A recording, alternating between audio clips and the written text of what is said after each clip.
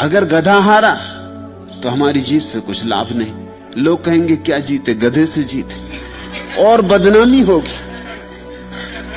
अगर गधा जीत गया भूल चूक, गधा ही है, इसका क्या भरोसा, दुलत्ती मारे या कुछ हो जाए और कभी जीत जाए संयोग से, तो हम सदा के लिए मारे गए। हम नहीं मारे गए, हमारी संतति भी मारी गई। फिर सदा के लिए सिंहों का सिर झुक जाएगा। छोटे से नहीं लड़ना। मैं भी तुमसे यही कहता हूं, छोटे से मत लड़ना। लड़ना हो तो कोई बड़ा दुश्मन चुनना। जितना बड़ा दुश्मन चुनो उतना लाभ है। लड़ना हो तो धूम्रपान मत चुनना, ध्यान चुनना।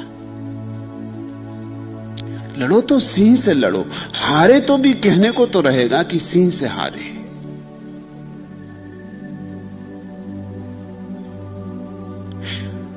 जीते तब तो कहना ही क्या। दोनों हाथ लड्डू होंगे। छोटे से मत लड़ना। आचार्य तुलसी ने मुझे एक दफा निमंत्रित किया था उनके एक सम्मेलन में। मैंने उनसे कहा कि नहीं, अनुव्रत शब्द मुझे नहीं जमता। छोटी छोटी बातों में मैं आदमी को नहीं उलझाना चाहता। छोटी छोटी बातों में उलझ के आदमी मरा है। कुछ महाव्रत की बात हो,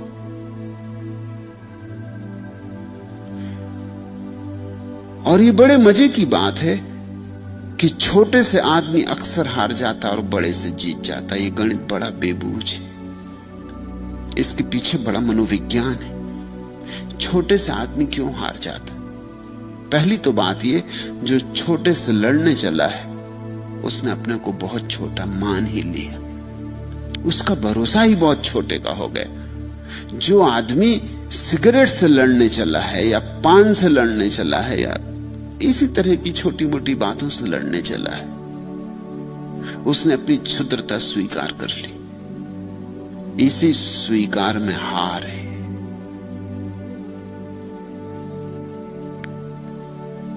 समझदार आदमी सिगरेट से लड़ता नहीं। अगर नहीं पीना है तो सिर्फ छोड़ देता। लड़ता नहीं पीना तो नहीं पीता। कौन कहता है कि पियो?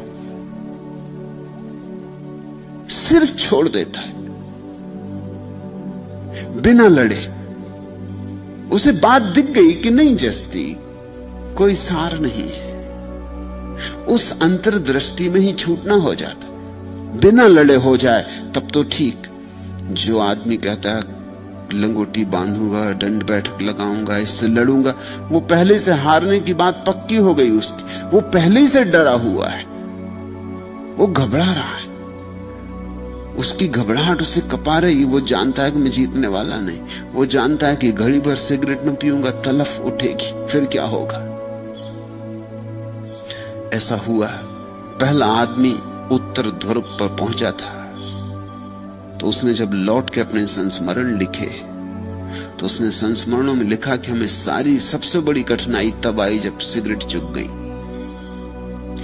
भोजन कम हो गया तो लोग एक बार भोजन करने को राजी थे, मगर जब सिगरेट चुक गई तो बड़ी मुसीबत खड़ी हो गई। लोग जहाज की रस्सियां काट काट के पीने लगे, रस्सियां। और जो उनका प्रमुख था वो तो बहुत घबराया। उसने कहा अगर रस्सियां तुम पी गए तो ये जहाज चलेगा कैसे, वापस हम कैसे पहुंचेंगे। रस्सियों को बचाना मुश्किल हो गया, क्योंकि अधिक तो धूम्रपान करने वाले लोग थे। वो रात में उठाएं, चोरी से रस्सी काट के पी जाएं। और कोई चीज पीने की थी भी नहीं जहाज पर, रस्सियां ही थी जो जिनमें से धुआं निकल सकता था। बामुश्किल वो लौट पाए उन रस्सियों को किसी तरह बचा बचा के। एक आदमी ये पढ़ रहा था अखबार में, हाथ में सिगरेट लिए। उसे ख्याल आया कि अगर मैं भी उस यात्रा में होता और वो श्रृंखलाबद्ध धूम्रपान करने वाला था, चेन स्मोकर था, एक सिगरेट से दूसरी जलाए, दूसरी से तीसरी जलाए, सिगरेट हाथ से छूटे ही नहीं। अभी भी अखबार पढ़ रहा था, लेकिन उसे लगा कि अगर मैं उस यात्रा में होता तो क्या मैंने भी जहाज की गंदी रस्सियां पी होती, मैंने भी और उसने हाथ से सिगरेट छोड़ दी। उसने कहा मैं देखूंगा जब इतनी तलफ मुझ में उठे कि मैं जहाज की सड़ी गली रस्सियां को धूम्रपान कर जाऊं, तभी सिगरेट हाथ में उठाऊंगा। 30 साल बीत गए, उसने सिगरेट हाथ में नहीं उठाई। ये बिना लड़े छोड़ना है। ये सिर्फ एक बात दिखाई पड़ गई कि तो हद मूढ़ता की बात है, मगर ये क्या मेरी भी दशा यही होगी? ऐसा सोचते ही सिगरेट हाथ से छोड़ दी कहना शायद ठीक नहीं, छूट गई। लड़ा नहीं। सिगरेट और माचिस सदा टेबल पर रखी रही 30 साल तक, जब तक वो मरा नहीं। इस प्रतीक्षा में रहा कि उस दिन पीऊंगा जिस दिन ऐसी दशा हो जाएगी कि अब कुछ भी पी सकता हूं। मगर वो दशा कभी नहीं हुई और वो बहुत हैरान हुआ, तलफ उठी ही नहीं।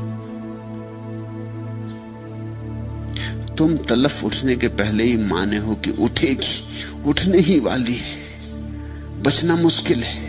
तुम्हारी मान्यता ही तुम्हें भरमा रही। छोटे छोटे क्षुद्र बातों से मत लड़ना। और बड़ी तो एक ही बात है, लड़ना हो तो परमात्मा के लिए लड़ना, लड़ना हो तो ध्यान के लिए लड़ना, वहां पूरी ऊर्जा लेकर लड़ना।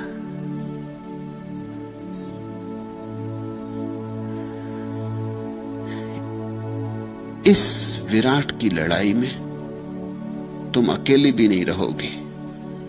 इस विराट की लड़ाई में जो भी उसको उपलब्ध हो गए, सबके आशीष तुम्हें उपलब्ध होंगे। आशीष लेकर लड़ना। क्यों आशीष लेकर लड़ना? ताकि तुम्हारे साथ बुद्ध की ऊर्जा जुड़ जाए, किसी जिन की ऊर्जा जुड़ जाए, किसी संत की ऊर्जा जुड़ जाए, किसी संत का भाग्य अपने साथ जोड़ लेना। यह आशीष का अर्थ है। जब किसी संत का भाग्य अपने भाग्य से जोड़ा जा सकता हो तो ना समझे जो ना जोड़े।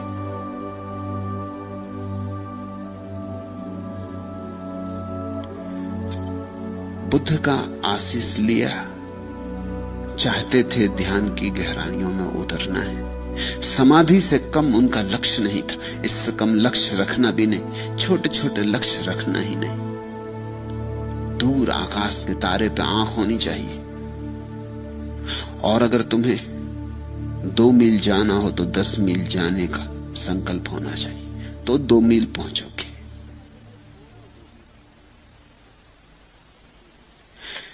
जितना तुम्हें पाना हो उससे बड़ा संकल्प रखना। अक्सर लोग उल्टा कर लेते, जाना तो चाहते हैं सूरज तक, संकल्प बड़ा छोटा सा होता है, दिए तक पहुंचने का भी नहीं होता। फिर सूरज तक कैसे पहुंचोगे? संकल्प तो आत्यंतिक होना चाहिए। जिन लोगों ने धन को चुना है संकल्प की तरह, उन्होंने बड़े क्षुद्र को चुन लिया। जिन्होंने ध्यान को चुना है उन्होंने ही ठीक चुना। चुनौती बड़ी चाहिए ताकि तुम्हारे भीतर सोई हुई शक्तियां जाग जाएं। इसलिए क्षुद्र के साथ लड़ाई में हार हो जाती, क्योंकि क्षुद्र के चुनौती में तुम्हारे भीतर सोई हुई शक्तियां जागती ही नहीं।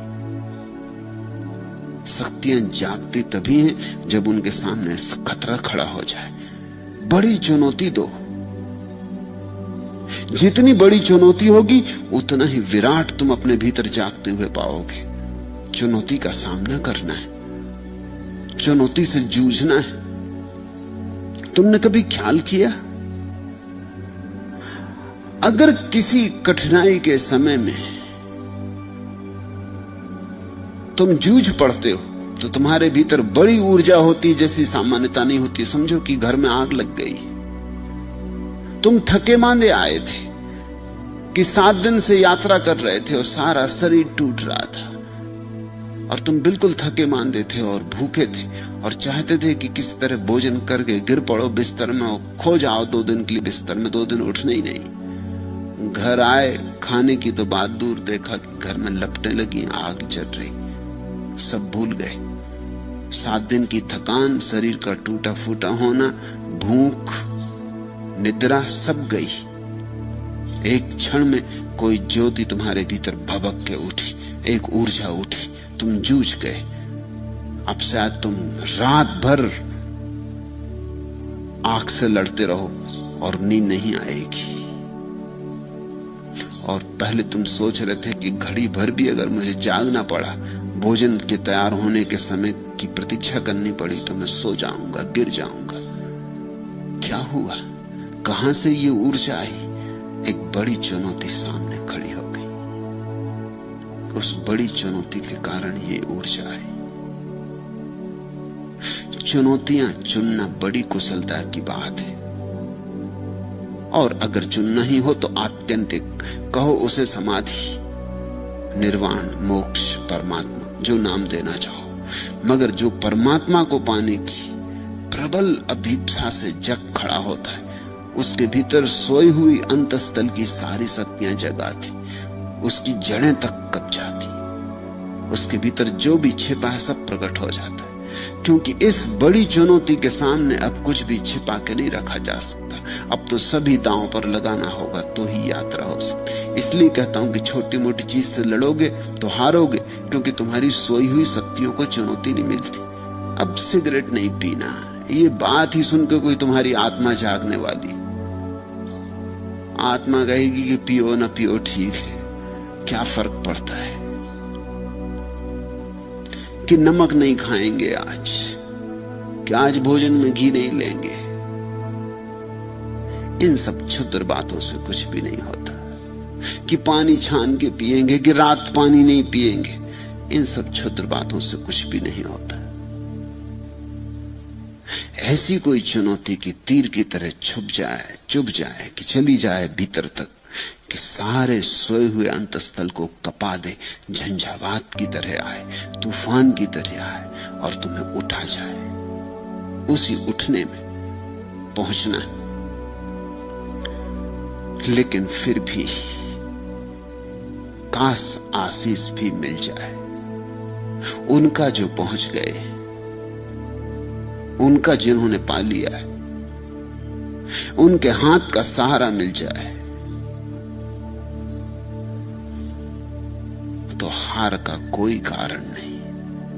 अक्सर तुम हारते हो क्योंकि क्षुद्र से लड़ते, पहली बात, और कभी कभी विराट की आकांक्षा से भी भरते हो, लेकिन तुम्हारे पास आशीष की संपदा नहीं होती, तुम अकेले पड़ जाते। दूर किनारा, विराट तो बहुत दूर है, पता नहीं कहां है किनारा। ये किनारा तो हमें पता है, दूसरा किनारा वो दिखाई भी नहीं पड़ता। सागर का दूसरा किनारा, उसकी यात्रा पर चलते हो घबराहट होती, ये किनारा छोड़ने में घबराहट होती। इसलिए तो जब तुम ध्यान करने बैठते हो तो विचार का किनारा नहीं छूटता, मन पकड़ पकड़ लेता है। वो मन कहता है कि जो परिचित है उसको मत छोड़ो, जिसमें परिचय है उसमें सुरक्षा है, ये जाना माना है, पहचाना है, अपना है, यहां रहे हैं जन्मों जन्मों से। तुम कहां जाते, किस किनारे की तलाश करते हो? कहीं भटक ना जाओ, कहीं सागर में डूब ना जाओ, कहीं ऐसा ना हो कि ये किनारा भी हाथ से जाए और दूसरा भी ना मिले। दूसरा है, इसका पक्का क्या है? किसने तुमसे कहा कि दूसरा किनारा है? तुमने तो नहीं जाना। कहीं ऐसा ना हो कि तुम किसी प्रवंचना में पड़ गए हो, कि किसी झूठे सपने ने तुम्हें पकड़ लिया है। मन तुम्हारी सुरक्षा के लिए कहेगा रुके रहो इसी किनारे पर, विचार के तट पर ही रुके रहो। विचार है यह किनारा, ध्यान है वह किनारा। विचार है संसार, ध्यान है परमात्मा। तो तुमने देखा, तुम ध्यान करने बैठते हो कितने विचार उठते, ज्यादा उठते, उससे ज्यादा उठते हैं जितना कि जब तुम ध्यान करने नहीं बैठते।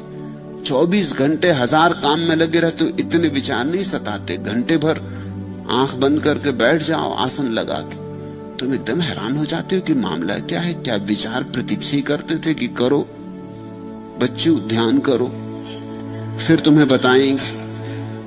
सब तरफ से टूट पड़ते। सब दिशाओं से हमला बोल देते, जैसे प्रतीक्षा ही में थे कि करो ध्यान तो मजा चखाएं। आने लगते सब तरह के विचार, धन के, वासना के, काम के, राजनीति के, यह वह कूड़ा करकट सब अखबार उड़े आते, सब एक दिशा से नहीं, सब दिशाओं से हमला हो जाता, एकदम घिर जाते दुश्मनों में। थोड़ी देर में थक के उठाते हो, सोचते हो इससे तो हम जब काम में लगे रहते हैं तभी कम विचार होते, ये तो चले थे निर्विचार होने और विचार के झंझावात से घिर गए। ऐसा क्यों होता है? इसलिए होता है कि मन तुम्हारी सुरक्षा कर रहा। मन कह रहा कहां जाते हो, जिस लक्ष्य का कोई पता नहीं, जहां तुम कभी गए नहीं, जिसका कोई स्वाद नहीं, किस मृग मरीचिका के पीछे जा रहे हो? व्यवहारिक बनो, जो जाना माना है, परखा है, उसी को पकड़े रहो। इसलिए आशीष की जरूरत है। आशीष का अर्थ है हम तो इस किनारे हैं, उस किनारे से कोई पुकार देते। आशीष का अर्थ है हम तो इस किनारे खड़े हैं, कोई उस किनारे से कह दे कि घबराओ मत, मैं पहुंच गया हूं, आओ। और जैसे तुम डर रहे हो मैं भी डरता था, डरो मत, पहुंचना होता है, देखो मैं पहुंच गया। बुद्धों का सत्संग खोजने का और क्या अर्थ होता है? यही कि किसी ऐसे आदमी के पास होना जो अनुभव से कह सके कि पहुंच गया हूं। शास्त्रों से नहीं, अनुभव से, जो गवाह हो, जो साक्षी हो, जो ये ना कहे कि मैं परमात्मा को मानता हूं, जो कहे मैं जानता हूं, जो इतना ही ना कहे जानता हूं बल्कि कहे कि मैं हूं। ये तीन अवस्थाएं हैं, मानना, जानना, होना। मानना बहुत दूर है, वो इसी किनारे खड़ा आदमी जो मानता है उसे पता नहीं है। अंधा आदमी जैसे रोशनी को मानता है कि होनी चाहिए, होगी, इतने लोग कहते हैं तो जरूर होगी, मगर संदेह तो उठते ही रहेंगे क्योंकि उसने तो जाना नहीं, उसने तो देखा नहीं, पता नहीं लोग झूठी बोलते हो, लोगों का क्या भरोसा। अपने अनुभव के बिना जानना कैसे हो, मानना भी कैसे हो? तो मानना भी थोथा होता है, सब मानना थोथा होता है, सब विश्वास अंधविश्वास होते। फिर एक आदमी है जिसकी आंख खुली और जिसने देखा और देखा कि हां रोशनी है, वृक्षों पे नाचती हुई किरणें देखी, आकाश में उगा सूरज देखा, रात में घिरा आकाश चांद तारों से भरा देखा, देखे फूल, हजार हजार रंग देखे, आकाश में खिले इंद्रधनुष देखे, देखा सब और कहा कि नहीं है, ये जानना हुआ। इसके आगे एक और स्थिति है, जब आदमी जानता ही नहीं, आंख ही नहीं हो जाता बल्कि रोशनी ही हो जाता, जब स्वयं प्रकाश रूप हो जाता। इसलिए बुद्ध को हम भगवान कहते हैं, महावीर को भगवान कहते हैं। जाना ही नहीं, हो गए, जो जाना वही हो गए। जानने में थोड़ी दूरी होती, मानने में तो बहुत दूरी होती, जानने में थोड़ी दूरी होती। देख रहे हैं वह रहा प्रकाश, हम खड़े यहां, फिर धीरे धीरे दूरी मिटती जाती, मिटती जाती, और जो जाना जा रहा है और जो जानने वाला है एक ही हो जाते। ज्ञाता और ज्ञेय का भेद गिर जाता है, वही परम ज्ञान है। ऐसे किसी व्यक्ति का आशीष मिल जाए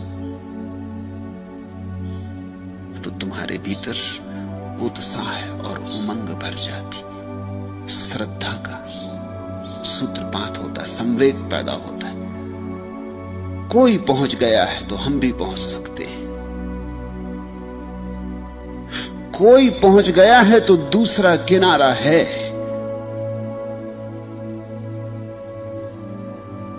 इसलिए आशीष मांगने आए थे। बुद्ध जिस कुटी में रहते थे उसका नाम था गंध कुटी। बुद्ध की सुगंध के कारण। एक सुवास है आत्मा की। जैसे फूल जब खिलते हैं तो एक सुवास होती, कागज के फूलों में नहीं होती।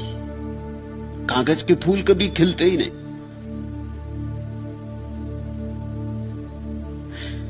असली फूलों में होती सुवास। साधारण आदमी में सुवास नहीं होती। वो करीब करीब कागज का फूल है। कागज का क्योंकि उसने सब झूठ का जाल अपने चारों तरफ बना रखा है। उसने दूसरों को धोखा दिया, अपने को भी धोखा दे लिया। प्रवंचक है, मिथ्या है, झूठ ही झूठ की परतें हैं। सच उसमें खोजे से नहीं मिलता। कितना ही खोदो, एक झूठ के बाद दूसरा झूठ, दूसरे झूठ के बाद तीसरा झूठ। कितना ही खोदो, एक मुखौटा, दूसरा मुखौटा, मुखौटे पे मुखौटे। उसके असली चेहरे का पता नहीं चलता कि असली चेहरा क्या है। और ऐसा नहीं कि तुम्हें पता नहीं चलता, उसे खुद भी पता नहीं रहा है। उसे खुद भी अपने असली चेहरे का पता नहीं है। बुद्ध की परंपरा में भिक्षुओं से निरंतर कहा गया, अपने असली चेहरे की खोज करो। वह चेहरा जो जन्म के पहले तुम्हारा था और मृत्यु के बाद फिर तुम्हारा होगा, उस चेहरे की खोज करो। जो चेहरे जिंदगी ने तुम्हें दे दिए, इन चेहरों को उतार के रखो। ये सब चेहरे झूठ हैं। बच्चा पैदा हुआ तब न तो हिंदू होता, न मुसलमान, न ईसाई, न जैन, न बौद्ध। ये असली बात है। फिर उसके ऊपर एक चेहरा हमने टांग दिया कि हिंदू, ये मुसलमान, ये ईसाई। फिर हिंदू में भी ब्राह्मण की, शूद्र की, क्षत्रिय की, वैश्य। फिर ब्राह्मणों में भी कानकुब्ज ब्राह्मण कि देशस्थ की कोकणस्थ। फिर रोग पर रोग है, बीमारियों पर बीमारियां हैं। खोजते चले जाओ चेहरे पे चेहरे, इसका असली चेहरा पता ही नहीं चलेगा। जब ये पैदा हुआ था तब इसे ये भी पता नहीं था कि मैं स्त्री हूं या पुरुष। तब ये बस था, तब इसे कुछ पता नहीं था। इसका देह भाव नहीं था, सिर्फ आत्म भाव था। मैं हूं, बस इतना था। अब ये स्त्री है, पुरुष है, हिंदू है, मुसलमान है, गरीब है, अमीर है, ज्ञानी है, अज्ञानी है, साधु है, असाधु है। ये सब चेहरे, ये सब चेहरे इसने खरीदे बाजार से। स्कूलों में बिकते, कॉलेजों में बिकते, यूनिवर्सिटीज में बिकते, सब तरफ चेहरे बिकते। अब ये एमए हो गया, अब ये पीएचडी हो गया, अब ये डीलिट हो गया। यहां इस आश्रम में तुम्हें बहुत से पीएचडी बुहारी लगातू मिल जाएंगे। उन्होंने चेहरा उतार के रख दिया, तुम पहचान भी नहीं सकोगे कि पीएचडी है। बुहारी लगा दे, उतार के रख दिया चेहरा। अभी एक युवती आई, मेडिसिन में पीएचडी है। मैंने उससे कहा कि तेरा क्या इरादा है? उसने कहा कि बस मुझे झाड़ू लगानी।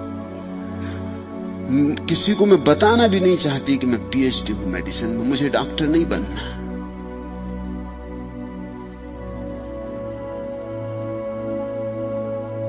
मैंने कहा कि हमें एक अस्पताल की तो जरूरत है, सन्यासी बीमार पड़ते। तो उसने कहा अस्पताल में बुहारी लगा दूंगी, मगर नहीं, ये चेहरा मैं नहीं चाहती।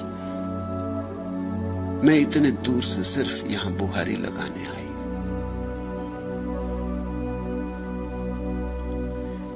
चेहरे उतारने पड़ते, उतार कर रख देने पड़ते। पश्चिम से युवक युवतियां सन्यास लेते हैं आके, वो कहते हैं अजीब बात है, हिंदुस्तान में जो मिलता है पहले यही पूछता है, डिग्री क्या, कहां तक पढ़े हो। ये बेपढ़े लिखों के सवाल है। ये पढ़ा लिखा आदमी नहीं पूछता ये बात। पढ़ा लिखा है, इसको क्या पूछेगा, ये बेपढ़े लिखों के सवाल। हिंदुस्तान तो बड़ा अजीब है, कहते हैं बड़ा आध्यात्मिक है, दिखता नहीं। तुम लोग मिले नहीं, ट्रेन में मिल जाए, पूछते क्या काम करते, क्या तनख्वाह, ऊपर से क्या मिलता। एक तो तनख्वाह पूछना ही अपमानजनक है। किसी आदमी की तनख्वाह नहीं पूछनी चाहिए, क्योंकि हो सकता है बेचारी की छोटी तनख्वाह हो और कहने में संकोच हो और झूठ बोलना पड़े। उसकी नौकरी छोटी मोटी हो, वो क्लर्क हो कि किसी प्राइमरी स्कूल में मास्टर हो। अब तुम उसकी भद्द करवाने पर राजी हो। या तो वो सच बोले तो अपमानजनक मालूम पड़ता है, या झूठ बोले तुम उसे झूठ बोलने का उत्तेजना दे रहे, फिर तनख्वाह क्या मिलती। और इतने तक चैन नहीं है आध्यात्मिक लोगों को, आखिर में पूछते हैं ऊपर भी कुछ मिलता है कि नहीं। अगर ऊपर मिलता तो नौकरी अच्छी। हद हो गई। ऊपर मिलने का मतलब क्या होता है? चोरी, बेईमानी, रुस्वत।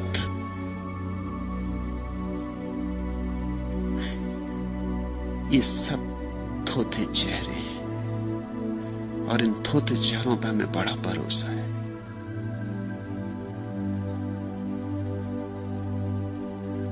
इसलिए तुम्हारी जिंदगी में सुवास नहीं है। कागज के फूलों में गंध नहीं होती। तुम्हारा असली फूल तो मरा जा रहा है, तुम्हारा गुलाब का फूल तो सड़ा जा रहा है। कागज के फूलों ने चारों तरफ से उस पर घेरा डाल दिया है, उसको सांस लेने की सुविधा नहीं है।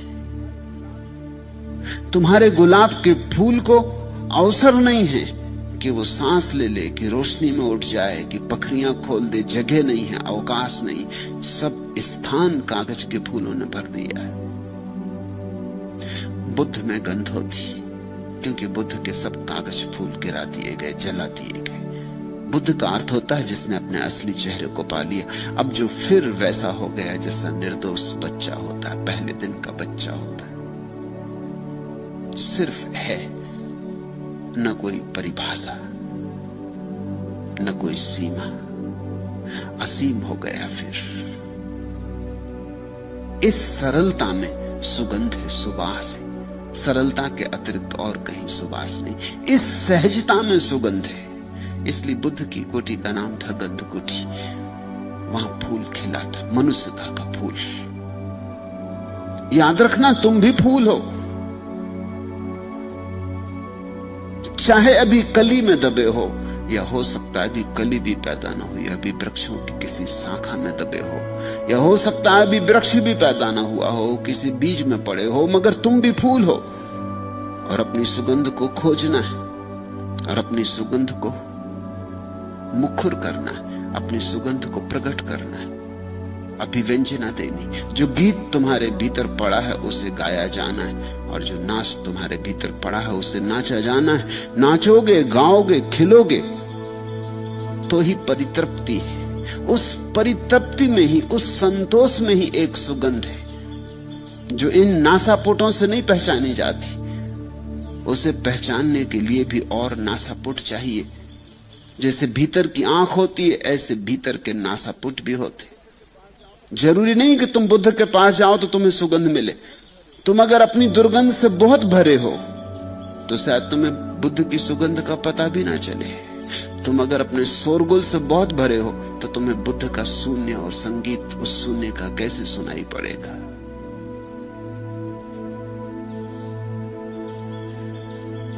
गंध कुटी के चारों ओर जूही के फूल खिले थे। शास्ता ने उन भिक्षुओं को कहा, भिक्षुओं, जूही के खिले इन फूलों को देखते हो? एक फूल तो बुद्ध का खिला था, मगर शायद अभी ये भिक्षु उसे नहीं देख सकते, इसलिए मजबूरी है। और बुद्ध को कहना पड़ा, भिक्षुओं, इन जूही के खिले फूलों को देखते हो? ये सुवासित फूल,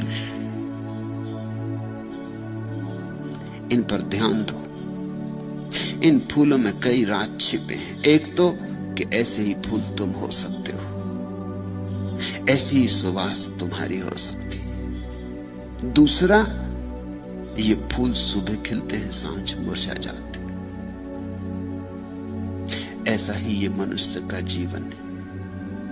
इसमें मोह मत लगाना। ये आया है, ये जाएगा। इसमें मुट्ठी मत बांधना। इसके साथ कृपणता का संबंध मत जोड़ना। ये तो आया है और जाएगा। जन्म के साथ ही मृत्यु का आगमन हो गया है। ये फूल अभी कितने खुश दिखाई पड़ते हैं, सांझ मुरझा जाएंगे, गिर जाएंगे, धूल में खो जाएंगे। ऐसा ही जीवन है। जो जीवन को पकड़ना चाहता है वो सदा दुख में ही रह जाता है। जीवन को पकड़ो मत, ये पकड़ा जा नहीं सकता, बहता है बहने दो। इसे समझो, ये ध्यान की आधारशिला है। तुम्हारे जीवन का दुख क्या है? तुम्हारे जीवन का मौलिक दुख यही है कि जो रुकेगा नहीं उसे तुम रोकना चाहते हो। तुम्हारे जीवन का मौलिक दुख यही है कि जो नहीं होगा उसे तुम करना चाहते हो, जो हो ही नहीं सकता। जैसे तुम जवान हो तो तुम सदा जवान रहना चाहते हो, ये हो ही नहीं सकता तो दुखी होने वाले हो। दुख कोई तुम्हें दे नहीं रहा है, तुम अपना दुख पैदा कर रहे हो। जवान को बूढ़ा होना ही पड़ेगा। इसमें कुछ बुराई भी नहीं, प्रवाह है। जवानी का अपना सौंदर्य है, बुढ़ापे का अपना सौंदर्य। और अगर बुढ़ापा तुम्हें कुरूप दिखाई पड़ता है तो उसका एक ही कारण है कि ये बूढ़ा आदमी अभी भी जवानी को पकड़ने की कोशिश में होगा जो उसके हाथ से छूट गई। इसलिए बुढ़ापे का निश्चिंत भोग नहीं कर पा रहा है। नहीं तो बचपन का अपना सौंदर्य है, जवानी का अपना सौंदर्य, बुढ़ापे का अपना सौंदर्य। और ध्यान रखना, बुढ़ापे का सौंदर्य सबसे बड़ा सौंदर्य, क्योंकि सबसे अंत में आता है। वो फूल आखिरी है। इसलिए तो इस देश में हम बूढ़े को आदर देते। सब बूढ़े आदर के योग्य होते नहीं, इसे जान के भी देते। मान्यता भीतर यह है कि अगर कोई आदमी बचपन में पूरी तरह बचपन जिया हो और जब बचपन चला गया तो पीछे लौट के ना देखा हो, दो आंसू ना बहाए हो उसके लिए। जवानी में पूरी जवानी जिया हो और जब जवानी चली गई तो लौट के ना देखा हो, वो आदमी पूरा बुढ़ापा जिएगा। उसके बुढ़ापे में प्रज्ञा होगी, बोध होगा, समझ होगी। बच्चा तो कितना ही निर्दोष हो फिर भी अबोध होता है। उसकी निर्दोषता में एक तरह का अज्ञान होता है। उसकी निर्दोषता अज्ञान की पर्यायवाची होती। वो निर्दोष है क्योंकि अभी उसने जाना नहीं है। जवानी जिद्दी होती, जवानी सपनों से भरे हुए समय का नाम है। जवानी हजार सपने देखती है और हजार तरह की विपदाओं में पड़ती। जवानी में हजार तरह की मूढ़ताएं सुनिश्चित है। जवानी एक तरह की मूढ़ता है, एक तरह का नशा है। जवानी एक तरह की मदहोशी है। जवानी में बड़ी गति है और बड़ी त्वरा है और बड़ी ऊर्जा है, लेकिन बड़ी विक्षिप्तता भी है। बुढ़ापा में जवानी की मूढ़ता गई, विक्षिप्तता गई, पागलपन गया, जवानी का जोश खरोश गया, जवानी की उत्तेजना ज्वर गया, बचपन का अज्ञान गया। जीवन के सारे अनुभव बूढ़े को ताजा कर जाते, निखार जाते, शुद्ध कर जाते। अब न वासना के अंधड़ उठते, न बचपन का अज्ञान खिलौनों में उलझाता, न जवानी की विक्षिप्तता पद धन प्रतिष्ठा की दौड़ में महत्वाकांक्षा जगाती। एक शांति उतरनी शुरू हो जाती। बूढ़ा एक अपूर्व संतोष से भरने लगता। सब जो देखना था देख लिया, सब जो जानना था जान लिया। अब घर लौटने लगता। लेकिन हमारी तकलीफ यह है कि हम में से बहुत कम लोग बूढ़े हो पाते हैं। बूढ़े हों कैसे? जो बूढ़े हैं वो भी अभी जवानी का विचार करते रहते, बचपन का विचार करते रहते, कहते हैं अरे वो दिन गजब के थे। जो आदमी ये कहे कि जो दिन बीत गए वो गजब के थे, समझना ये आदमी बढ़ नहीं पाया, ये प्रौढ़ नहीं हुआ। क्योंकि अगर वो दिन गजब के थे तो ये दिन और गजब के होने चाहिए, क्योंकि उन्हीं गजब के दिनों के ऊपर खड़े। और जब ये दिन गजब के नहीं है तो वो दिन भी गजब के नहीं हो सकते। जब बुढ़ापे में सौंदर्य नहीं है तो जवानी कैसे सुंदर रही होगी। अगर गंगा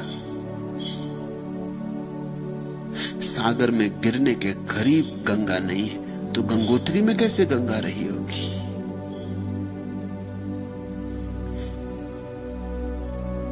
बूढ़ा आदमी एक अभिनव सौंदर्य से भर जाता है। उसके सौंदर्य में एक शीतलता होती है, जवानी की गर्मी नहीं। और बूढ़ा आदमी फिर सरल हो जाता है, लेकिन उसकी सरलता में बुद्धिमत्ता होती, बच्चे का अज्ञान नहीं। बुढ़ापा अद्भुत है। और जो आदमी ठीक से बूढ़ा हो गया, न पीछे लौट तक देखता जवानी को, न याद करता बचपन को, वो आदमी अब मृत्यु में भी उतने ही आनंद से प्रवेश कर सकेगा। क्योंकि बुढ़ापे का डर क्या है कि कहीं मैं बूढ़ा ना हो जाऊं, वो डर यही है कि बुढ़ापे के बाद फिर आखिरी कदम मौत है।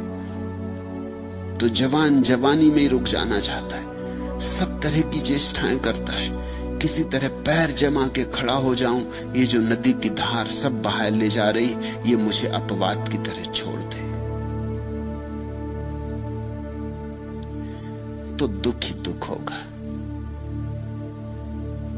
सुख किसे होता है?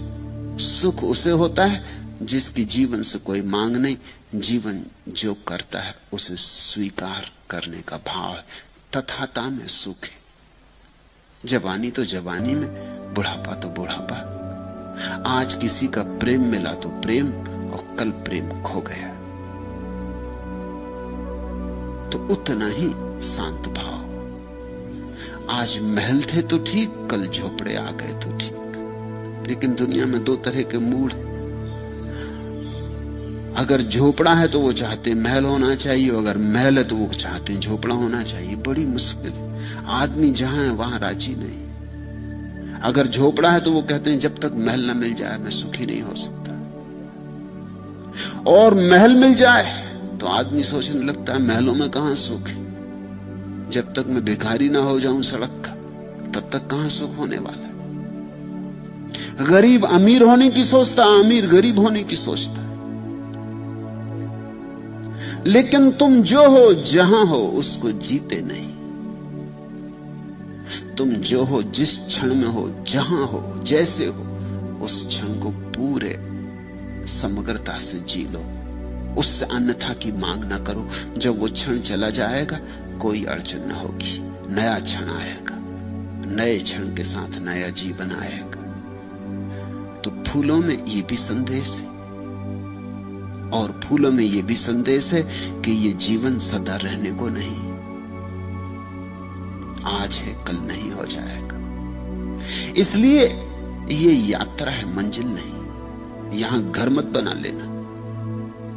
सम्राट अकबर ने फतेहपुर सीकरी का नगर बसाया, बस तो कभी नहीं पाया। नगर बसते कहां? जब तक नगर बसा तब तक अकबर के मरने के दिन करीब आ गए, फिर जा नहीं पाया। नगर सदा से बेबसा रहा। लेकिन बनाया सुंदर नगर था, सुंदरतम नगरों में एक बनाया था, और एक एक चीज बड़े ख्याल से रखी थी। एक एक चीज, एक एक ईंट बड़े सोच विचार कर रखी गई थी। जो पुल फतेहपुर सीकरी को जोड़ता है, उस पुल पर क्या वचन लिखे जाएं, तो अकबर ने सालों उस पर विचार किया था। नगर द्वार पर स्वागत के लिए क्या वचन लिखे जाएं। फिर जीसस का प्रसिद्ध वचन चुना था। वचन है कि यह संसार एक सेतु है, इससे गुजर जाना, इस पर घर मत बना लेना।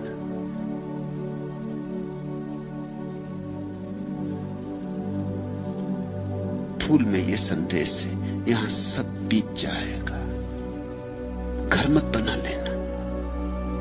घर जो बना लेता है जीवन में वही ग्रस्त है, और जो घर नहीं बनाता वही संन्यास्त है। सन्यास के लिए घर छोड़ के जाने की जरूरत नहीं, सन्यास के लिए घर बनाने की आदत छोड़ने की जरूरत है। सन्यास के लिए यहां कोई घर नहीं है, सभी सराय, जहां ठहरे वहीं सराय। इसका यह मतलब नहीं है कि सराय को गंदा करो, कि सराय है अपने को क्या लेना देना। इसका यह भी मतलब नहीं कि सराय कैसी भी हो तो चलेगा। सराय को सुंदर करो, सुंदरता से रहो, लेकिन ध्यान रखो कि जो आज है वो कल चला जाएगा। यह जीवन का स्वभाव है। तो बुद्ध ने कहा, भिक्षुओं, जूहे के इन खिले फूलों को देखते हो, ये सांझ मुरझा जाएंगे। ऐसा ही क्षणभंगुर जीवन है, अभी है अभी नहीं। इन फूलों को ध्यान में रखना भिक्षुओं। यह स्मृति ही क्षणभंगुर के पार ले जाने वाली नौका है। क्यों? जो क्षणभंगुर को पकड़ना चाहता है उसके भीतर विचारों का तूफान उठेगा। विचार है क्या? क्षणभंगुर को पकड़ने की चेष्टाएं, क्षणभंगुर को स्थिर करने की चेष्टाएं। विचार है क्या? घर बनाने की ईंटें। इसलिए जो क्षणभंगुर को पकड़ना नहीं चाहता उसके भीतर विचार अपने आप छीन हो जाते। सार ही क्या है? जब सब चला जाना है तो इतने सोच विचार से क्या होगा? इतनी योजनाएं बनाने का क्या अर्थ है? अतीत चला गया, भविष्य भी आएगा और चला जाएगा, और वर्तमान बहा जा रहा है। जी लो बजाय योजनाएं करने के। जैसे जैसे विचार कम होते वैसे वैसे ध्यान प्रकट होता। ध्यान है निर्विचार चित्त की दशा, वही नौका है, वही पार ले जाएगी। विचारों ने बांध रखा है जंजीरों की तरह इस तट से, ध्यान ले जाएगा नौका की तरह उस तट पर। भिक्षुओं ने फूलों को देखा और संकल्प किया, संध्या तुम्हारे कुम्भलाकर गिरने के पूर्व ही हम ध्यान को उपलब्ध होंगे, हम रागादि से मुक्त होंगे। फूलो तुम हमारे साक्षी रहो। भगवान ने कहा, साधु साधु। जब भी वे आशीष देते थे तो यही उनका आशीष था, साधु साधु। धन्य हो कि साधुता का जन्म हो रहा, धन्य हो कि सरलता पैदा हो रही, धन्य हो कि ध्यान की तरफ तुम्हारी दृष्टि जा रही, धन्य हो कि इस साधना में रस उमग रहा है। साधु साधु। ऐसा कहकर अपने आशीषों की वर्षा की। तब ये सूत्र उन्होंने कहे थे, शून्य ग्रह में प्रविष्ट शांत चित्त भिक्षु को भली भांति से धर्म की विपස්සना करते हुए अमानुषी रति प्राप्त होती।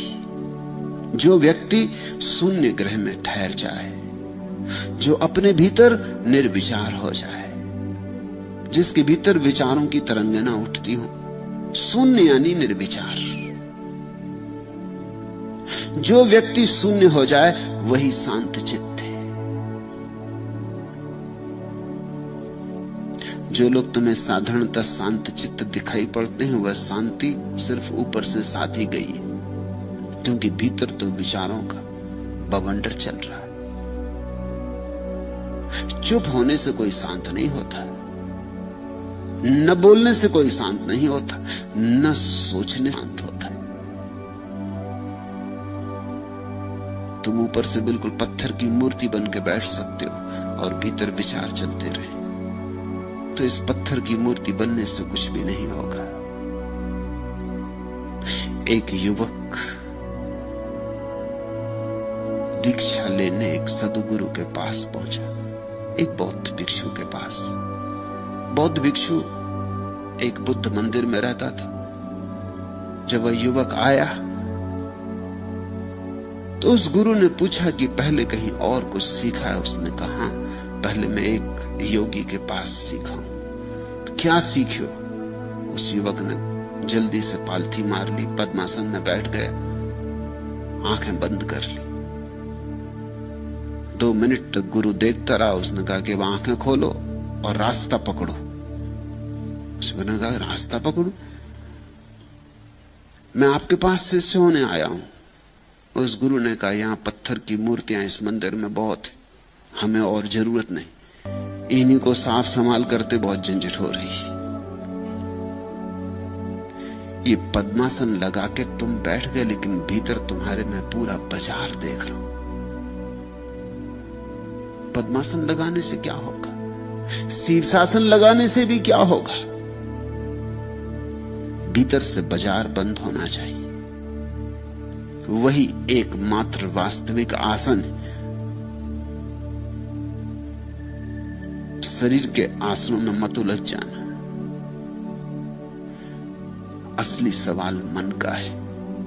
वहां शून्यता होनी चाहिए तो शांत चित्त होता कोई, और जो शांत चित्त होता वही धर्म की विपස්සना कर पाता है। विपස්සना का अर्थ होता है लौट के देखना। जो पतंजलि के शास्त्र में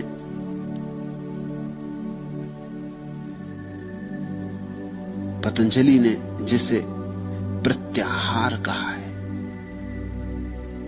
पीछे लौट कर जाना, जिसको महावीर ने प्रतिक्रमण कहा है, आक्रमण यानी बाहर जाना, दूसरे पे हमला, प्रतिक्रमण यानी अपने पर आना, जिसको जीसस ने मेटानॉया कहा है, वापसी, उसी को बुद्ध विपස්සना कहते हैं। विपස්සना का अर्थ होता है लौट के अपने स्रोत को देखना। जब विचारों का जाल हट जाता है और सामने सिर्फ शून्य रह जाता, तभी तुम लौट के पीछे देख सकते हो। नहीं तो विचार तुम्हें पकड़े रहते हैं, लौटने नहीं देते। विचारों के उलझाव के कारण तुम अपने मूल स्रोत को देखने से वंचित रह जाते हो। जो उस मूल स्रोत को देख लेता है, ये बुद्ध का वचन बड़ा अद्भुत है, वो अमानुषी रति को उपलब्ध हो जाता है। वो ऐसे संभोग को उपलब्ध हो जाता है जो मनुष्यता के पार है, जिसको मैंने संभोग से समाधि की ओर कहा है, उसको ही बुद्ध अमानुषी रति कहते। एक तो रति है मनुष्य की, स्त्री और पुरुष की, क्षण भर को सुख मिलता है या आभास होता है कम से कम। फिर एक और रति है जब तुम्हारी चेतना अपने ही मूल स्रोत में गिर जाती, जब तुम अपने से मिलते हो। एक तो रति है दूसरे से मिलने की, और एक रति है अपने से मिलने की। जब तुम्हारा तुमसे ही मिलना होता है, उस क्षण जो महा आनंद होता है, वही समाधि है। संभोग में समाधि की झलक है, समाधि में संभोग की पूर्णता है। जैसे जैसे भिक्षु 5 स्कंधों रूप, वेदना, संज्ञा, संस्कार और विज्ञान की उत्पत्ति और विनाश पर विचार करता है,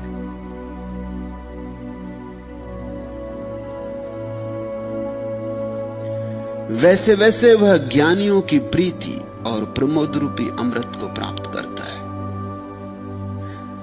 एक तो अज्ञानी का प्रेम है, एक ज्ञानी का प्रेम है। धन्यभागी हैं वे जो ज्ञानी की प्रेम दशा को पालें, अभागे हैं वे जो अज्ञानी के प्रेम में ही पड़े रहें और भटक जाएं। इनके भेद को ख्याल में लेना। अज्ञान से भरा हुआ प्रेम क्या है? अज्ञान से भरा हुआ प्रेम ऐसा है जिसमें प्रेम का कोई कण भी नहीं है, कुछ और ही है, बात कुछ और ही। तुम अकेले होने में ऊबते हो, इसलिए किसी को प्रेम करते हो कि अकेले होने में मजा नहीं आता, अकेले होने में ऊब आती है, उदासी आती, अकेले होने में घबराहट होती, किसी का साथ चाहिए, किसी का साथ तुम्हारे लिए एक जरूरत है। ये अज्ञानी का प्रेम है। ज्ञानी का प्रेम क्या है? ज्ञानी अकेले होने में परम आनंद से भरता, अकेले होने में परेशान नहीं होता, अकेले होने में परम आनंद से भरता है। लेकिन इतने आनंद से भर जाता है कि अब उस आनंद को बांटना चाहता है, किसी को देना चाहता है। अज्ञानी का प्रेम मांगता है, ज्ञानी का प्रेम देता है। बुद्ध ने खूब दिया, समस्त सद्गुरुओं ने दिया। मिलेगा तो देना ही पड़ेगा। जब दिया जलेगा तो रोशनी बिखरेगी, और जब फूल खिलेगा तो सुगंध उड़ेगी हवाओं पर। इसे रोका नहीं जा सकता। अज्ञानी का प्रेम कैसा है? अज्ञानी का प्रेम ऐसा मिल जाए, भिखारी का प्रेम है। पति पत्नी से चाह रहा है कि कुछ दो, मैं अकेले में बड़ा उदास हो रहा हूं, मुझे कुछ रस दो। और पत्नी भी कह रही मुझे कुछ रस दो। दोनों भिखारी एक दूसरे से मांग रहे हैं, देने की तैयारी किसी की भी नहीं, तो कलह तो होगी ही। इसलिए पति पत्नी के बीच जो कलह है वो शाश्वत है। उस कलह का मूल कारण पति और पत्नी की कोई खराबी नहीं, अज्ञानी का प्रेम है। दोनों मांग रहे हैं। दो भिखारी रास्ते पे खड़े हो गए, समझ लो कि दोनों अंधे भिखारी, इसलिए देख भी नहीं पाते कि दूसरा भी भिखारी। दोनों एक दूसरे के सामने हाथ फैलाए खड़े हैं कि कुछ मिल जाए, दया करो। वही दशा है पति पत्नियों की, अंधे, देख भी नहीं सकते कि दूसरा बेचारा खुद ही भिखारी, इससे क्या मांग रहे, और दूसरा भी मांग रहा है कि कुछ मिल जाए। और दोनों ही दुखी होंगे, क्योंकि मिलना तो है नहीं, देने की तैयारी किसी की वहां है नहीं, देने को वहां कुछ है ही नहीं, तैयारी भी कैसे हो, सब खाली खाली है, रिक्त है। इसलिए इस जगत में सभी प्रेमी समझते हैं कि धोखा दिया गया, कि कहां से इस स्त्री की झंझट में पड़ गया। इतनी स्त्रियां थी जिनसे मिल सकता था, किसी से नहीं मिलने वाला था। तुम उनके पतियों से तो पूछो जाके कि उनको क्या मिला। वो सोचते हैं कि शायद तुम्हारी पत्नी मिल जाती तो उन्हें कुछ मिल जाता। मैंने सुना है एक यहूदी पुरोहित को एक युवक ने आके कहा कि मुझे क्षमा कर दे, मुझे बिल्कुल क्षमा कर दे, मैं महापापी हूं। यहूदी पुरोहित ने कहा लेकिन मुझे पता तो चले क्या पाप है। उस युवक ने कहा मत पूछिए, बस मुझे क्षमा करना, ये पाप ऐसा है कि मैं कह ना सकूंगा। लेकिन पुरोहित ने कहा तुम मुझसे कह सकते हो, और बिना जाने मैं क्षमा भी कैसे कर दूं। तो मजबूरी मुसव्वक ने कहा कि मामला यह है कि कई बार मेरे मन में आपकी पत्नी के प्रति वासना उठती, मुझे क्षमा कर दे। उस यहूदी पुरोहित ने उसके सिर पे हाथ रखा और कहा बेटा घबरा मत, मेरे मन में भी तेरी पत्नी के प्रति विचार उठते, तू निश्चिंत रह, इसमें कुछ अपराध नहीं है, क्योंकि ये हालत मेरी भी, यही हालत है जो तुम्हें नहीं मिला है, सोचते हो शायद उससे मिल जाता।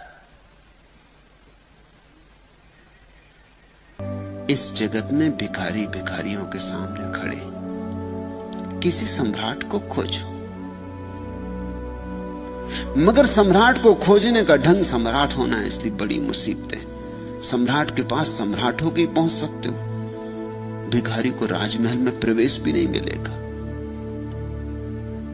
सम्राट को खोजने का उपाय सम्राट होना है। अगर बुद्धों से सत्संग चाहते हो तो ध्यानी बनो, धीरे धीरे तुम्हारा सम्राट भी भीतर पैदा हो, फिर खूब प्रेम बरसता है, प्रेम ही प्रेम बहता है, प्रेम की रसधार बहती।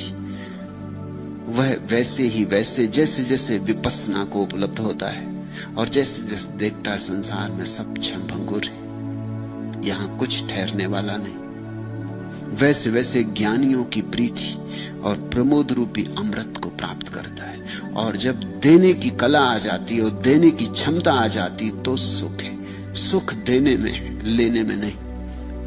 तुमने भी कभी कभी जीवन में निरीक्षण किया होगा इस बात का कि जब तुम देते हो तब एक तरह का सुख मिलता है, कुछ भी थोड़ा सा भी दे दो, और जब तुम लेते हो तब पीछे थोड़ी सी ग्लानि होती है, लेने में तुम दीन हो जाते। इसलिए एक बात जानना, अगर तुम किसी को कुछ दो तो ख्याल रखना वो तुम्हें कभी क्षमा नहीं कर पाएगा, वो तुमसे बदला लेगा। इसलिए अक्सर होता है, लोग कहते हैं हमने तो नेकी की, हमें बदले में बदी भी ली। उसमें राज है। इसलिए ज्ञानियों ने कहा नेकी कर और कुएं में डाल, फिर उसको बिल्कुल भूल ही जा, उसकी याद ही मत दिलाना, नहीं तो जिस आदमी के साथ नेकी की वही तेरी गर्दन काटेगा, क्योंकि उसको तूने दीन कर दिया। एक आदमी आया, तुमने उसे 100 रुपए दे दिए और तुम्हारे मन में बड़ा नेकी का भाव उठा कि देखो कितना गजब का काम कर रहे हैं, इसको 100 रुपए दे रहे हैं। तुम तो गजब का काम कर रहे हो, उस आदमी पे क्या गुजर रही, वो ये देख रहा है कि अच्छा कभी मौका मिला तो देख लेंगे। तुम ऐसे अकड़े जा रहे हो, ऐसे फूले जा रहे हो, आज हम मुसीबत में हैं, ठीक है, हाथ फैलाने पड़े तुम्हारे सामने, ठीक है। वो सदा प्रार्थना करेगा कभी ऐसा दिन आए कि तुम भी हमारे सामने हाथ फैलाओ, तभी वो तुम्हें क्षमा कर पाएगा, नहीं तो क्षमा नहीं कर पाएगा। वो तुम्हारा दुश्मन हो गया, तुमने एक दुश्मन बना लिया। देना इस ढंग से कि लेने वाले को पीड़ा ना हो, तो ही, नहीं तो तुम क्षमा नहीं किए जा सकोगे। देना इस ढंग से कि लेने वाले को पता ना चले, इसलिए गुप्त दान की महिमा है। देना इस ढंग से कि लेने वाले को यह ख्याल ही ना हो कि देने वाला वहां अकड़ के खड़ा था और देने में मजा ले रहा था। देना विनम्रता से, देना झुक के, हाथ तुम्हारा नीचा हो इस ढंग से देना, लेने वाले का हाथ ऊपर रहे इस ढंग से देना, ताकि लेने वाले को ऐसा लगे कि लेके उसने तुम पर कृपा की है, अनुग्रह किया। फिर तुम्हारे लिए कभी नेकी के बदले में बदी नहीं मिलेगी। जिसके भीतर देने की पात्रता आ जाती है, पात्र भर जाता है प्रेम से, उसी के भीतर प्रमोद होता है। प्रमोद है देने का आनंद। सबसे बड़ा आनंद है इस जगत में देने का आनंद, और सबसे बड़ी देने की चीज है इस जगत में ध्यान। नंबर 2 पर प्रेम। ये तो बड़ी से बड़ी संपदाएं हैं, ध्यान की और प्रेम की। जो सेवा सत्कार स्वभाव वाला है और आचार कुशल है, वह आनंद से ओतप्रोत होकर दुख का अंत करेगा। जैसे जूही अपने कुमलाए फूलों को छोड़ देती है, वैसे ही है भिक्षुओं, तुम राग और द्वेष को छोड़ दो। द्वितीय दृश्य। श्रावस्ती का एक निर्धन पुरुष हल चलाकर किसी भांति जीवन यापन करता था। वह अत्यंत दुखी था, जैसे कि सभी प्राणी दुखी। फिर उस पर बुद्ध की ज्योति पड़ी। वह संन्यास्त हुआ, किंतु संन्यास्त होते समय उसने अपने हल नंगल को विहार के पास ही एक वृक्ष पर टांग दिया। अतीत से संबंध तोड़ना आसान भी तो नहीं, चाहे अतीत में कुछ हो या ना हो तो छोड़ना शायद और भी कठिन होता है। संन्यास्त हो कुछ दिन तो वह बड़ा प्रसन्न रहा और फिर उदास हो गया। मन का ऐसा ही स्वभाव है, द्वंद्व, एक अति से दूसरी अति। इस उदासी में वैराग्य से वैराग्य पैदा हुआ। वो सोचने लगा इससे तो गृहस्थी बेहतर थी, ये कहां की झंझट मोल ले ली, इस संन्यास्त होने में क्या सार है। इस विराग से वैराग्य की दशा में वह उस हल को लेकर पुनः ग्रस्त हो जाने के लिए वृक्ष के नीचे गया, किंतु वहां पहुंचते पहुंचते ही उसे अपनी मूढ़ता दिखी। उसने खड़े होकर ध्यानपूर्वक अपनी स्थिति को निहारा कि मैं ये क्या कर रहा हूं। उसे अपनी भूल समझ आई, पुनः विहार वापस लौट आया। फिर यह उसकी साधना ही हो गई। जब जब उसे उदासी उत्पन्न होती, वो वृक्ष के पास जाता, अपने हल को देखता और फिर वापस लौट आता। भिक्षुओं में उसे बार बार अपने हल नंगल को देखते और बार बार नंगल के पास जाते उसका नाम ही नंगल कुल रख दिया। लेकिन एक दिन वह हल के दर्शन करके लौटता था कि अरहत्व को उपलब्ध हो गया, और फिर उसे किसी ने दोबारा हल दर्शन को जाते नहीं देखा। भिक्षुओं को स्वभावतः जिज्ञासा जगी,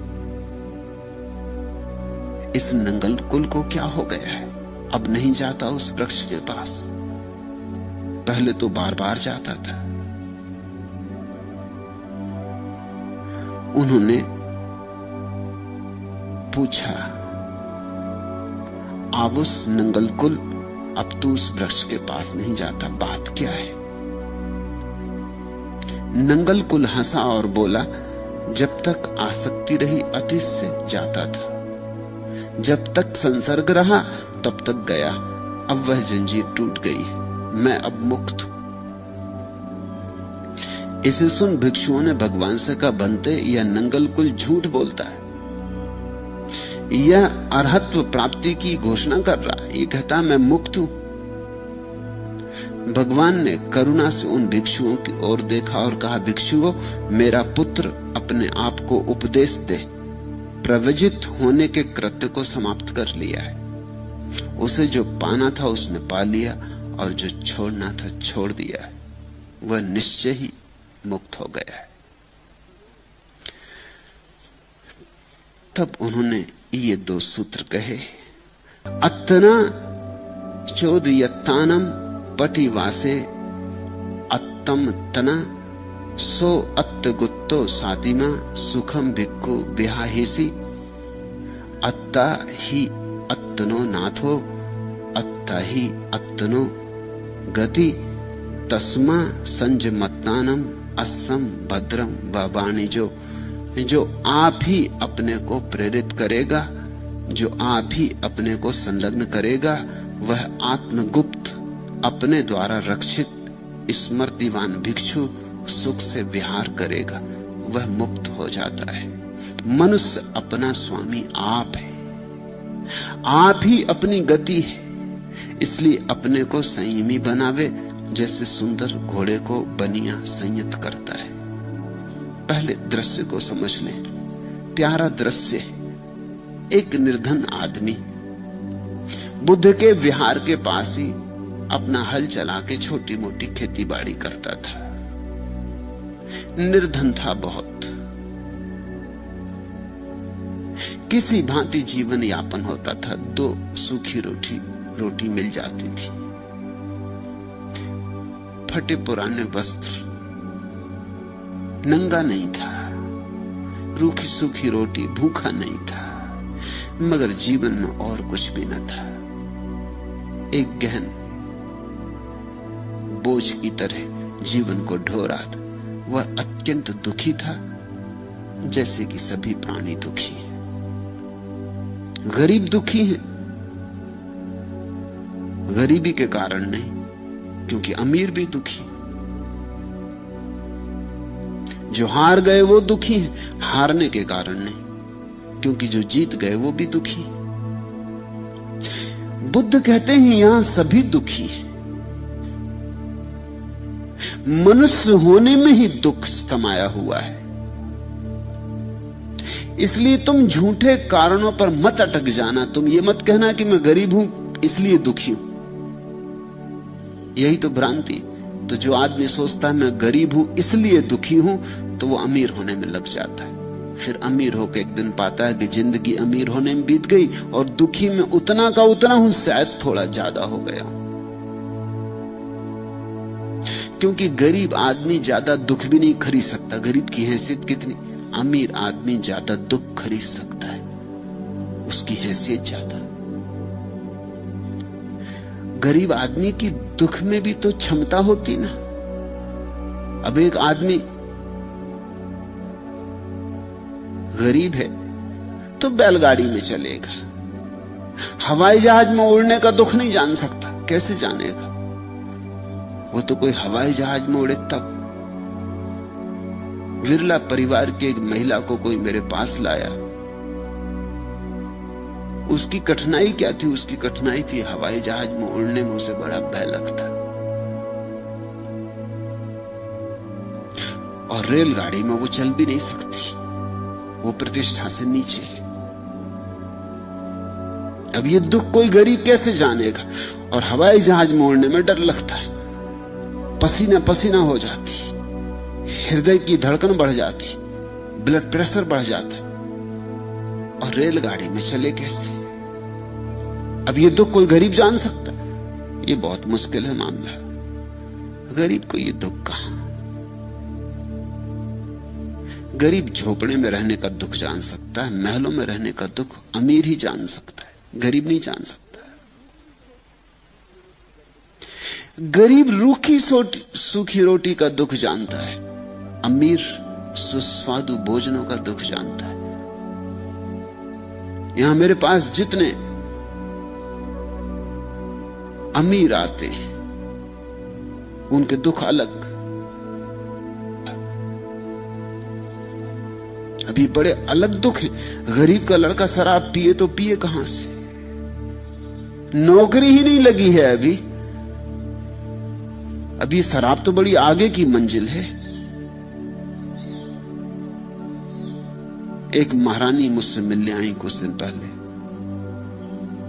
उनका लड़का दिन भर नशा किए पड़ा रहता और काम ही नहीं करता, कुछ उठ भी नहीं सकता बिस्तर से, इतना नशा किए रहता। महारानी का लड़का है। मैंने कहा ये योग्य भी है, कोई गरीब का लड़का नहीं। गरीब का लड़का होता तो कुछ और तरह के दुख झेलता, अमीर का लड़का है तो यही दुख झेलेगा। अब धीरे धीरे तो और तरह के ड्रग्स में पड़ गया है। शराब से अब काम नहीं चलता, शराब इतनी पी डाली है कि अब शराब से नशा नहीं होता। अब तो शराब ही बह रही उनके खून में। अब तो मच्छर भी उनको काटते होंगे तो नशा चढ़ता होगा। तो अब उसको और ड्रग्स चाहिए, एलएसडी। अब गरीब ने तो एलएसडी का नाम भी नहीं सुना, मारिजुआना। अब गरीब ने तो ये नाम भी नहीं सुना। और अब मुंह से लेने से काम नहीं चलता, अब वो अपने को खुद इंजेक्शन मारता रहता। ये आखिरी दशा है। बस उठ के सुबह से एक इंजेक्शन मार लिया, फिर पड़ गए, फिर जब होश आया फिर एक इंजेक्शन मार लिया। अब उसकी हालत खराब होती जा रही, रोज रोज खराब होती जा रही। अब महारानी मुझसे कहती थी कि क्या करूं, इसको अमेरिका ले जाऊं। मैंने कहा अमेरिका ले जाने से क्या होगा, अमेरिका तो इसका यहीं आ ही गया। अमेरिका में यही हो सकता था, ये तो इसने कर ही लिया। अब इसको वहां काहे के लिए ले जाना? नहीं, उनका चिकित्सा के लिए। ये वहां जाके और बिगड़ेगा, क्योंकि वहां और विकसित ड्रग उपलब्ध हो गए। मैंने कहा अमेरिका ले जाओ तो कैलिफोर्निया ले जाओ।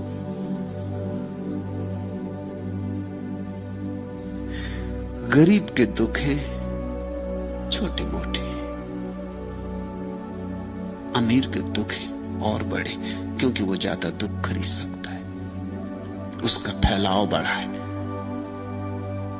वो दुखों में चुनाव भी कर सकता है, ये दुख लें कि वो दुख लें। कौन सा दुख खरीदे? भारतीय दुख खरीदें कि विदेशी दुख खरीदें? किस तरह का दुख खरीदे? अब गरीब आदमी तो भारतीय दुख खरीद सकता है, अमीर आदमी विदेशी दुख खरीद लेता। गए पश्चिम और एक विदेशी स्त्री से विवाह कर ला, ये विदेशी दुख। ये बहुत कठिन दुख है।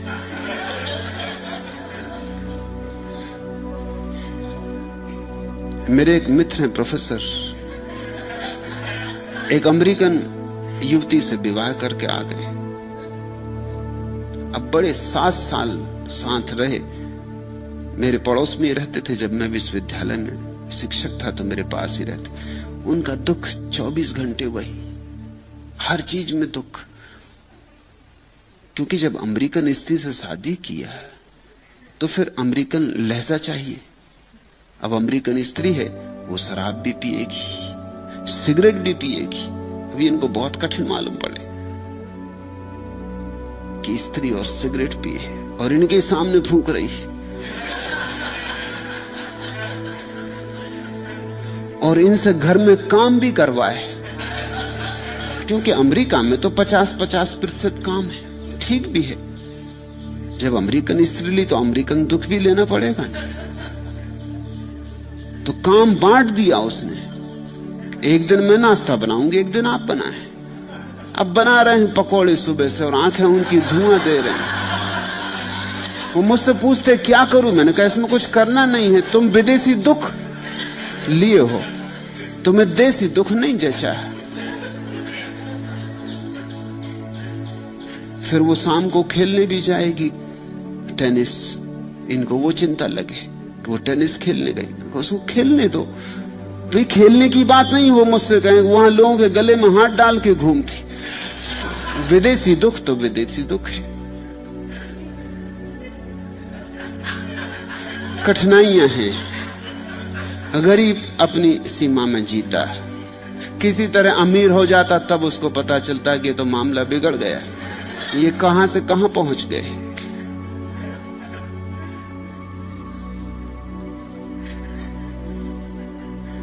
यहां हमारे वैराग्य, वो राधा के प्रेम में पड़ गए। अब राधा है इटालियन,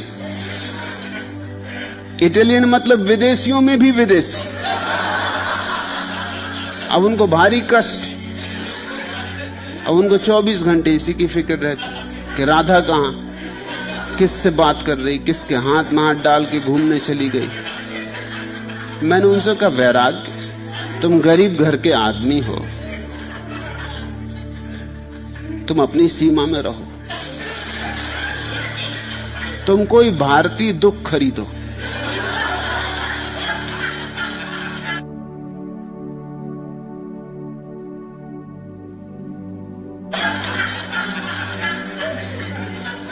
तो आदमी बड़ा दुखी था। बुद्ध कहते हैं दुखी होना ही आदमियत है, इसमें कारण मत खोजना कि यह कारण वह कारण।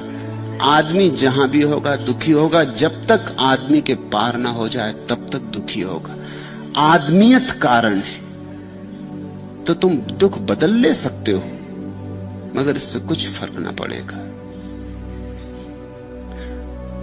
उस पर बुद्ध की ज्योति पड़ी। ये बुद्ध की ज्योति पड़ने का क्या मामला है? अपने खेत में चलाता होगा हल बखर, बुद्ध वहां से रोज निकलते होंगे। वो बिहार के पास ही खेती बाड़ी करता था, देखता होगा रोज बुद्ध को जाते। ये शांत प्रतिमा, ये प्रसादपूर्ण व्यक्तित्व, खड़ा हो जाता होगा कभी कभी अपने हल को रोककर, 2 क्षण आंख भर के देख लेता होगा, फिर अपने हल में जुट जाता होगा। ये रोज होता रहा होगा। जैसे रसरी आवत जात है सिर पर पड़त निशान, पत्थर पे भी निशान पड़ जाता है, रस्सा आता रहे जाता रहे।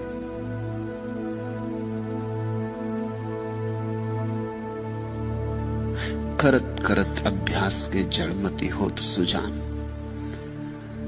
रोज रोज देखता होगा, फिर और ज्यादा देखने लगा होगा। फिर बुद्ध जाते होंगे तो पीछे दूर तक देखता रहता होगा जब तक आंख से ओझल ना हो जाए। फिर धीरे धीरे प्रतीक्षा करने लगा होगा कि आज अभी तक आए नहीं, कब आते होंगे। फिर किसी दिन ना आते होंगे तो तलफ लगती होगी, लगता होगा कि आज आए नहीं। कभी ऐसा भी होता होगा कि बुद्ध होंगे बीमार, नहीं गए होंगे भिक्षा मांगने, तो शायद आश्रम पहुंच गया होगा कि एक झलक वहां मिल जाए। फिर बुद्ध को देखते देखते बुद्ध के और भिक्षु भी दिखाई पड़ने शुरू हुए होंगे। ये बुद्ध अकेले नहीं है, हजारों इनके भिक्षु, और सब प्रफुल्लित मालूम होते, सब आनंदित मालूम होते। मैं ही एक दुख में पड़ा, मैं कब तक इस हल बखर में ही जुटा रहूंगा। ऐसे विचारों की तरंगें आने लगी होंगी। इन्हीं तरंगों में एक दिन बुद्ध की बंसी में फंस गया होगा। फिर उस पर बुद्ध की ज्योति पड़ी। एक दिन लगा होगा मेरे पास है क्या।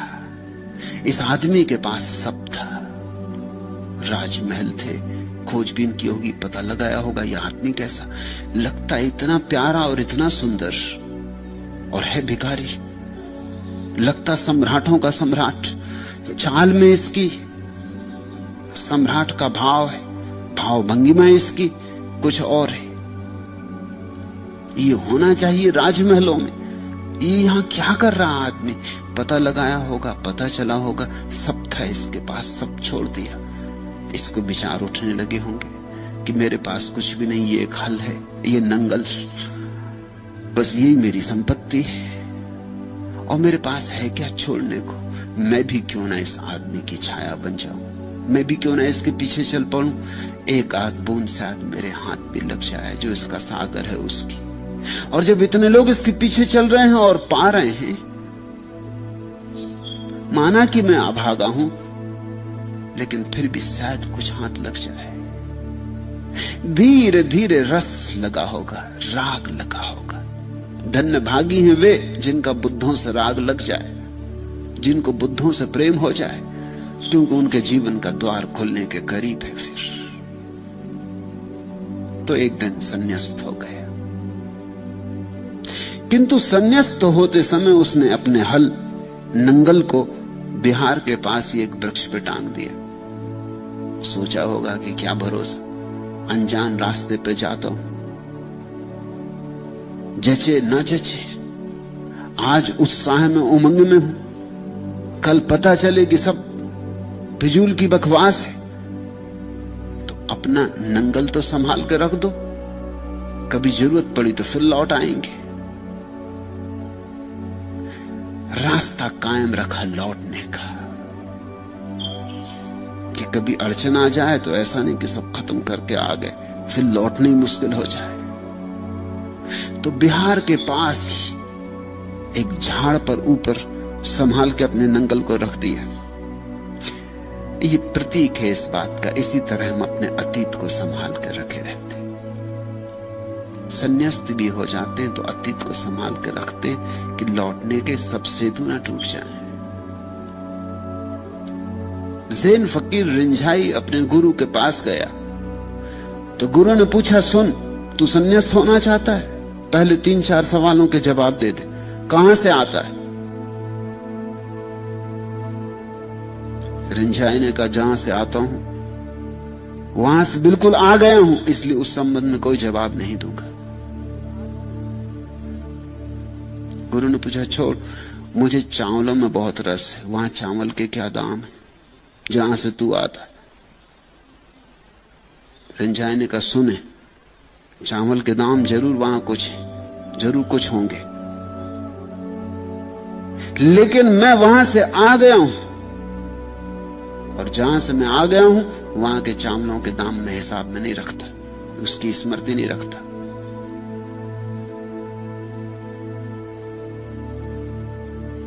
गुरु ने कहा, एक बात और, किस रास्ते से आया,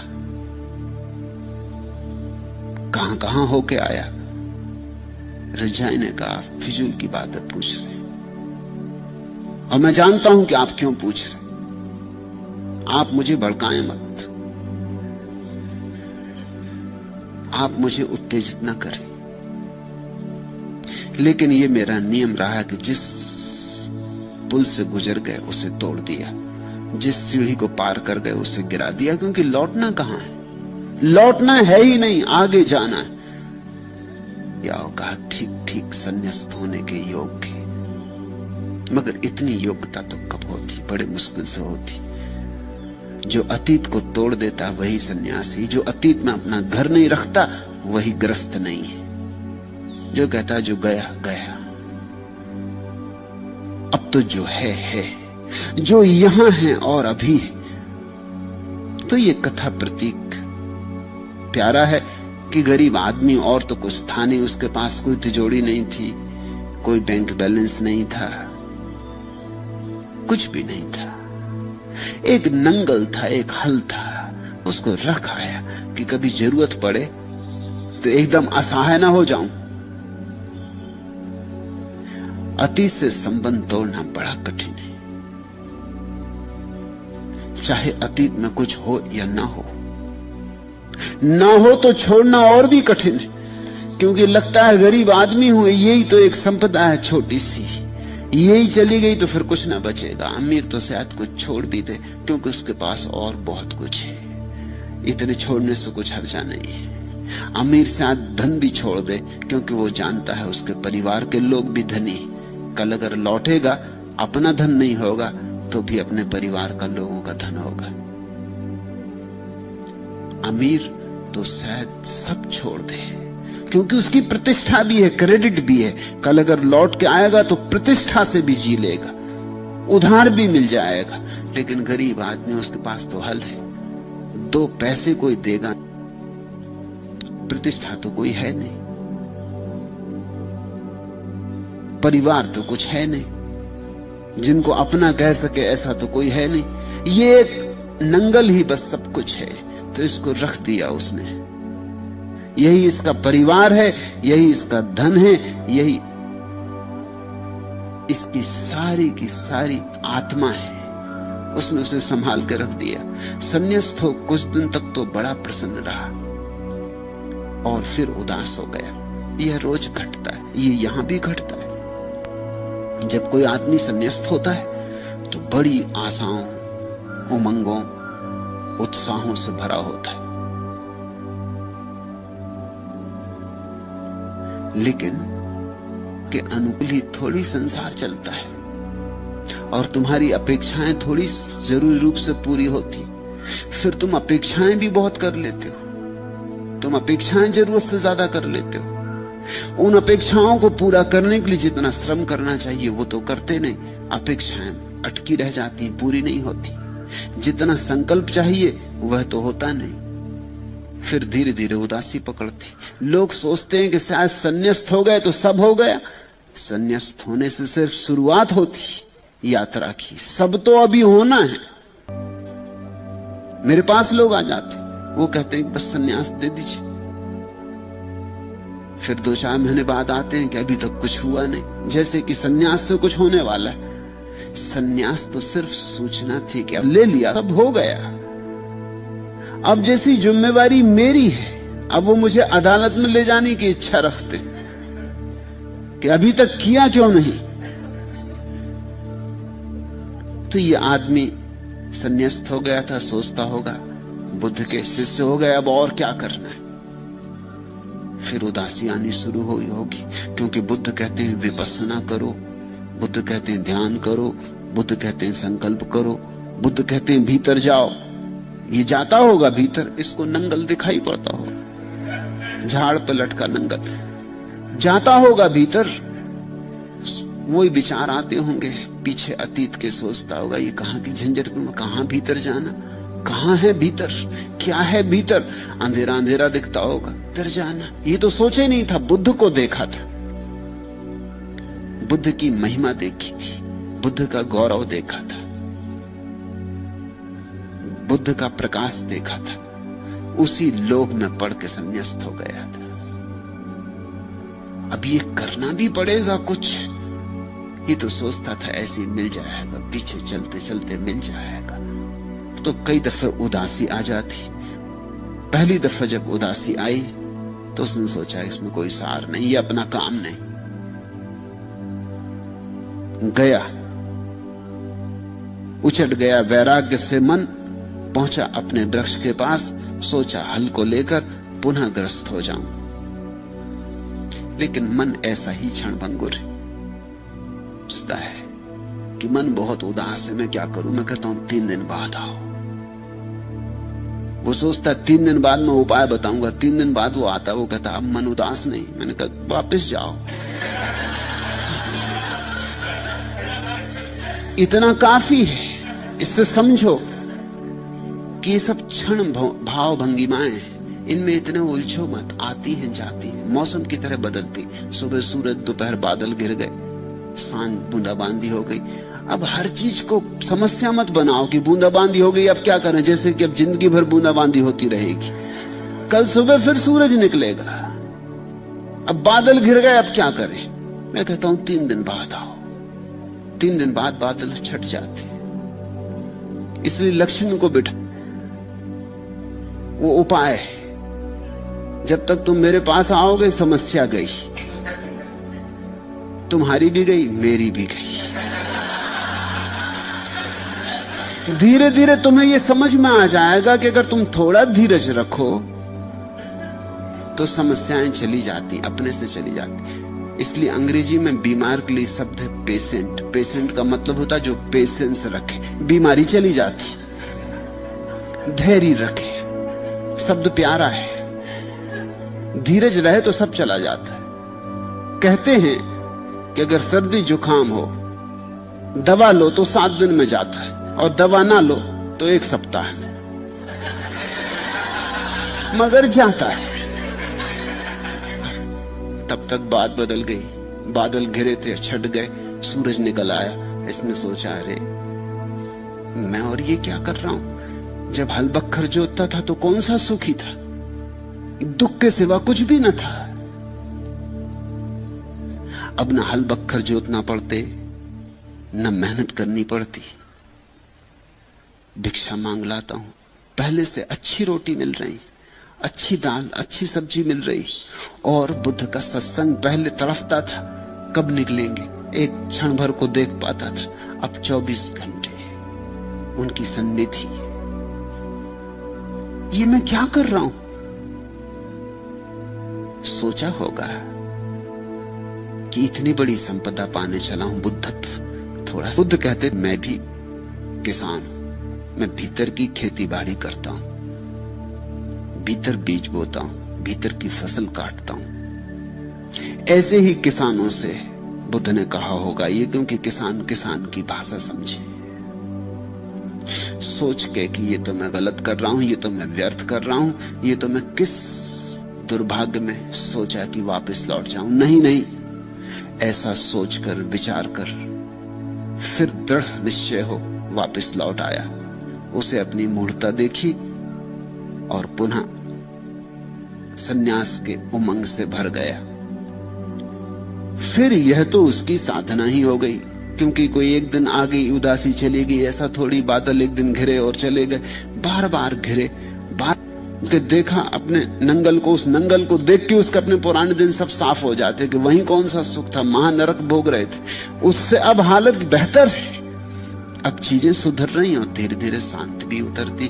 और कभी कभी मन सन्नाटे से भी भर जाता है। और कभी कभी बुद्ध जिस सुनने की बात करते हैं उसकी थोड़ी सी झलक, हवा का एक झकोरा सा आता है। और बुद्ध जिस ध्यान की बात करते हैं, यद्यपि पूरा पूरा नहीं संभलता, लेकिन कभी कभी